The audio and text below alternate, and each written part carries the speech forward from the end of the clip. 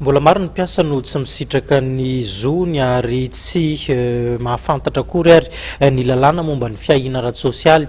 Zany indrindra no nahatonga ny CNAPS zany niara-ny asa tamin'ny Fiangonan'i Jesoa Kristy eto Madagasikara na ny FJKM nanome fampiofanana sy nampafantatra ny tsara ho fantatra rehetra manodidina izay.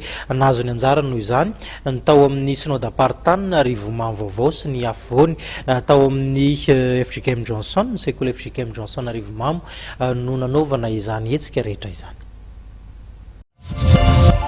Toy ny mpiasa rehetra manabady amanjanaka dia manana zo hisitraka fanampiana avy amin'ny CNAPS ny mpitandrina sy ny mpanabe. Ny latsakemboka alohan'ny mpampiasa ny amin'ny tahirim-pirenena ho an'ny mpiasa no miantoka izany adito fa tsy safidy ny fidirana ho mpikamana.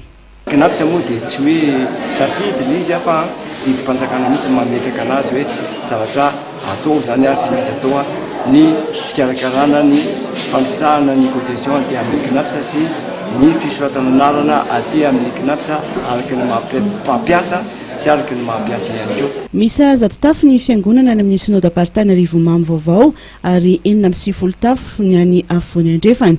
Nahatratra 50 ireo mpiofana, ny mpitandrina, ny hita ilay tsekoly FJKM, ny tompony andraikitra rabola avy amin'ireo synodam-paritany roa ireo no nahazo tombotsoa tamin'ny fiofanana.